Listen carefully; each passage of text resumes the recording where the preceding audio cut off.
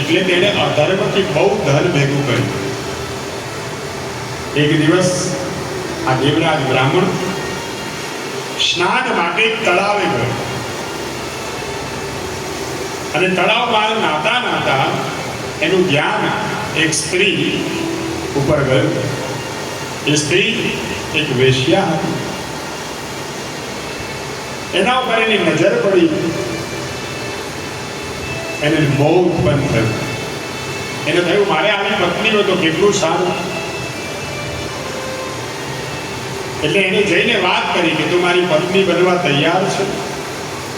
પેલી વિચાર કરે કે મારે તો અનેક ધણી છે, મને કોઈ રાખવા તૈયાર નથી ને આ મને પત્ની બનાવવા તૈયાર થયો, આના જેવું ઉત્તમ શું? એટલે એની પત્ની બની એના ઘરે આવે છે. દેવરાજના માતા પિતાને ખબર પડી કે જેની સાથે લગ્ન કર્યા છે એ સ્ત્રી સારી નથી, વ્યભિચારી છે. એટલે દેવરાજને ઠપકો આપ્યો. છતાંય દેવરાજ માન્યો નહીં. માતા પિતા રોજ એને ઠપકો આપે. દેવરાજને એ તકલીફ પડતી. અધર્મી હતો, એને વારંવાર આ ખલેલ ગમ્યો નહીં. એક રાતના બધા સૂઈ ગયા હતા ત્યારે દેવરાજે એના માતા પિતાને પણ મારી નાખ્યા. જે ધન હતું એ બધું ધન લઈને ચાલતો થયો. એ બધું ધન પેલી વેશ્યાને આપી દીધું. દેવરાજ ગમે તેવું ખાય, ગમે તે પીવે, દારૂના નશામાં ચકચૂર બને, પરમાટી ખાય અને વેશ્યા સાથે આનંદ વિલાસ કરવા લાગ્યો. દેવ યોગે એક દિવસ ફરતો ફરતો એક પ્રતિષ્ઠાન નગરમાં જઈને પહોંચ્યો અને ત્યાં એક શિવ મંદિર હતું, શિવાલય હતું. થાકી ગયેલો એટલે શિવજીના એ મંદિરના ઓટલે બેઠો. ઓચિંતો એને સતત તાવ ચડ્યો. એટલે તાવમાં કણસવા લાગ્યો. ત્યાં ઓટલા ઉપર સૂઈ ગયો. પેલો પૂજારી શિવજીની પૂજા કરીને બહાર આવ્યો. જોયું કે ભાઈ તું કોણ છે? તો કે મને તબિયત સારી નથી, મને ખૂબ તાવ ચડ્યો છે, મને આજે રહેવા દો, મારાથી ચલાય એવું નથી. પેલા એ સિવાય જે કોટલા ઉપર રહેવાની અને છૂટ આપી. એ સમયે શિવ મંદિરમાં શિવજીની કથા ચાલતી હતી. દેવરાજ અહીંયા તાવમાં પીડાતા પીડાતા પેલી કથા અંદર થાય એ કથા સાંભળવા લાગ્યો. શિવ કથા સાંભળવાથી એનો આત્મા પવિત્ર બન્યો છે, શુદ્ધ થયો છે. એક મહિના પછી એ દેવરાજનું મૃત્યુ થયું. એટલે યમના દૂતો દોડતા દોડતા આવ્યા અને જ્યાં એને બાંધી અને યમપુરીમાં લઈ જવા લાગ્યા એટલામાં તો 4 શિવ ગણો ત્યાં આવ્યા છે. શિવ ગણોએ કહ્યું કે તમારો નહીં, એના પર મારો અધિકાર છે, અમે એને લઈ જઈશું. શિવ ગણોએ ગળામાં રુદ્રાક્ષ ધારણ કરેલો, કપાળમાં ભસ્મ હતી અને શિવજીનું સ્મરણ કરતા કરતા આવ્યા છે. યમના દૂતો કહે કે નહીં, અમને યમરાજની આજ્ઞા છે કે આ પાપી નરાધમ છે એને યમપુરીમાં લઈ આવો. એટલે શિવના ગણો અને પેલા યમના દૂતો વચ્ચે ઝઘડો થયો. યમના દૂતોને માર મારી અને શિવના ગણો પેલાને લઈ અને સીધા કૈલાસમાં ગયા. દેવરાજને વિમાનમાં બેસાડી લઈ ગયા. અને એ સમય કૈલાસમાં પણ કોલાહલ સાંભળી અને ધર્મરાજ બહાર આવ્યા. ધર્મરાજે શિવગણોને જોઈને એનું વિધિપૂર્વક પૂજન કર્યું. આ બાજુ પેલા યમના દૂતોએ જઈને ધર્મરાજને કહ્યું કે અમને માર માર્યો છે, તમે શિવના ગણોને સજા કરો. પણ શિવગણોને જોઈને ધર્મરાજ પણ એની પૂજા કરવા લાગ્યા.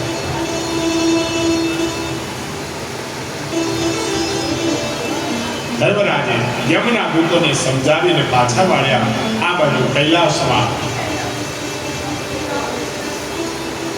શિવના જેટલા ગણો હતા એ પણ નાચવા લાગ્યા છે. તેને સદાશિવ પાર્વતીને દેવરાજ સોંપ્યો છે કે લો તમારી આજ્ઞાથી એને લઈ આવ્યો છું. ધનના લોભે બ્રાહ્મણ દેવરાજે અનેક લોકોને મારી નાખ્યા. માતા પિતાને પણ જેને પોતને ઘાટ ઉતાર્યા હતા. વેશ્યાગામી હતો, દારૂ અને માંસ આરોગતો હતો, એવો મહાપાપી આજ કૈલાસમાં ગયો છે. કેમ તો કે એને શિવ મહાપુરાણની કથા સાંભળી છે ને એટલે મુક્તિ પામ્યો છે. વિચાર કરો, અતિ પાપીમાં પાપી વ્યક્તિ પણ જો શિવ કથા સાંભળે તો પણ એ પાપમાંથી મુક્ત બની જાય છે. સોનક ઋષિઓ કહે છે, એ સુનતી તમે બ્રાહ્મણ દેવરાજની કથા કહી, એવી કોઈ બીજી કથા પણ અમને સંભળાવો. શિવજી પ્રત્યે અમને પ્રેમ થાય છે. ભગવાન શિવ જીવનું કલ્યાણ કરે છે એ વાત સાચી છે. શુદ્ધજી કહે છે તો સાંભળો. સમુદ્રની પાસે બાસ્કલ નામે ગામ હતું અને એ ગામમાં વેદ ધર્મથી ભ્રષ્ટ એવા લોકો રહેતા હતા. બધા જ કપટી વૃત્તિવાળા, પારકી સ્ત્રીઓ સાથે પ્રેમ કરનારા, વિષયોમાં મગ્ન રહેનારા, અધર્મનું આચરણ કરનારા, કુકર્મમાં રચ્યા બચ્યા રહેનારા આ ગામમાં એક બિંદુ કે નામનો બ્રાહ્મણ એની પત્ની ચંચુલા સાથે રહેતો. ચંચુલા ધર્મ પરાય નથી, એ ભગવાનનું ધ્યાન કરતી. પણ પેલો બિંદુ મહાપાપી હતો, દુરાત્મા, ખરાબ માર્ગે જનારો. જ્યારે એની પત્ની ચંચુલા એ ખૂબ જ સારી હતી. બિંદુ પોતાની પત્નીને છોડી અને બહાર ભટક્યા કરે. ભોગ વિલાસ ભોગવે. આથી ચંચુલાને ખબર પડી.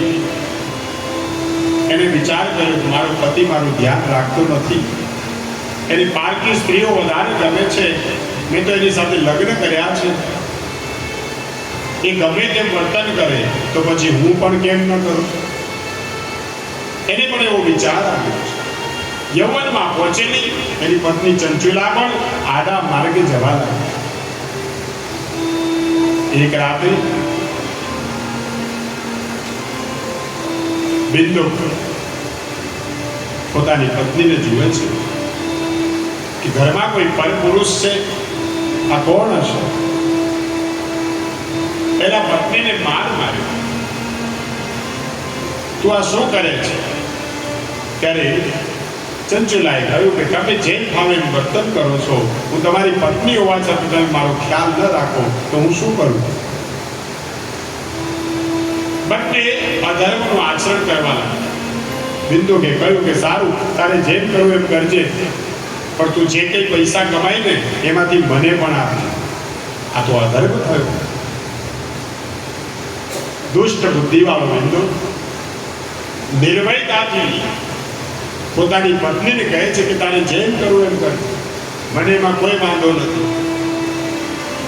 તું જે ધન પ્રાપ્ત કરે એ તારે મને સોંપી દેવાનું, જેથી તારો ને મારો બંનેનો સ્વાર્થ સદાશે. બંને પતિ પત્ની ખરાબ કર્મથી કુકર્મ કરવા લાગ્યા, પ્રવૃત્ત થયા. એક દિવસ મરવાનું તો બધાએ છે. જન્મ અને મૃત્યુ એ પરમાત્માના હાથમાં છે. અને દુર્બુદ્ધિ બિંદુ એકવાર મૃત્યુ પામ્યો, મરણ પામ્યો, અને મરણ પામ્યો એટલે ખરાબ કર્મને કારણે એ નરકમાં ગયો છે. ઘણા દુઃખો ભોગવી અને પછી વિંધ્યાચલમાં પિશાચ સ્વરૂપે પ્રગટ થયો. પિશાચ યોનિમાં ગયો. આ બાજુ પતિના મરણ પછી ચંચુલા પોતાના પુત્રોની પોતાના ઘરમાં રહી અને સેવા કરવા લાગ્યા. ધીરે ધીરે વૃદ્ધાવસ્થા આવી, યૌવન ઓછું થયું અને એક દિવસ ચંચુલા સ્નાન કરી અને એક મંદિરમાં શિવ મહાપુરાણની કથા ચાલતી, ત્યાં બેઠી. કથામાં વ્યાસજીએ ઘણું બધું આખ્યાન કર્યું અને નરકનું વર્ણન સંભળાવ્યું કે જે વ્યક્તિ વ્યભિચાર કરે છે, જે વ્યભિચારની સ્ત્રી એ પર પુરુષમાં આસક્ત થઈ જાય છે, એ છેવટે નરકમાં પડે છે અને અતિશય વેદના, અતિશય કષ્ટી સહન કરવી પડે છે. એટલે ચંચુલા વિચાર કરે કે અરે મેં તો જીવનમાં ખોટું જ કામ કર્યું છે, મારી પણ આત્મસાત હશે કે શું? એ ધ્રુજવા લાગી, રડવા લાગી. મેં જિંદગીમાં અધર્મ કર્યા છે, દુરાચાર કર્યા, એમાંથી મારો ઉદ્ધાર થાય એવો કોઈ રસ્તો ખરો? કથા પૂરી થઈ એટલે પેલા વ્યાસજીને મળી અને પગમાં પડી ગઈ, મને ક્ષમા કરો, મેં ખૂબ પાપ કર્યા છે, મારો પતિ પણ પાપ કર્મથી રચ્યો પચ્યો રહેતો, એ પણ મૃત્યુ પામ્યો છે. હવે મને પાપમાંથી મુક્ત થઈ શકું એવો કોઈ ઉપાય બતાવો. મારા મનમાં ભય પેદા થયો છે, હું કંપી ગઈ છું. એટલે પેલા વ્યાસજી કહે છે, પુરાણી કહે છે કે શિવજીની કૃપાથી તું શિવ મહાપુરાણની કથા પ્રેમથી સાંભળ, તું સમય સે જાગૃત થઈ છે. ભયને છોડી અને શિવજીના શરણે જા, તેનાથી એની કૃપાથી તારા બધા જ પાપો નાશ પામશે. આજે તેને પશ્ચાતાપ થયો છે. સાહેબ, પાપ કરો ને તે દિવસે પસ્તાવો થવો જોઈએ, કેમ કે જે પસ્તાવો કરે છે ને એના પાપનો નાશ થાય છે. પાપ થાય એ દિવસે ઉપવાસ કરવો, એ દિવસે કંઈ ખાવું નહીં, થોડી શરીરને કષ્ટી આપવું, એ દિવસે માળા લઈને બેસી જવું, તપ કરવું કે આજ હે પ્રભુ મારાથી ગુનો થયો છે, પાપ થયું છે, પણ હું પાપનો પ્રાયશ્ચિત કરું છું. અને જે પ્રાયશ્ચિત કરે છે, પસ્તાવો કરે છે, એને ભગવાન માફ કરે છે. પણ ઘણા પાપ કરીને તો પસ્તાવો ન કરે કે એમાં શું, તો બધાએ કરે, હું કરું. કવિ કલાપીએ કહ્યું છે કે હા, પસ્તાવો વિપુલ ઝરણું સ્વર્ગથી ઉતર્યું છે, પાપી તેમાં ડૂબકી દઈને પુણ્યશાળી બને છે. અને નિયમ છે, તમે જો કોર્ટમાં કેસ થાય, કંઈ ગુનો કર્યો હોય તો ગુનેગારને પેલા કન્ફેશન બોક્સમાં ઉભો રાખે, પછી ગીતા ઉપર હાથ મૂકાવી અને કહે કે તું વચન દે કે જે કહીશ એ સત્ય કહીશ, સત્ય સિવાય કંઈ નહીં.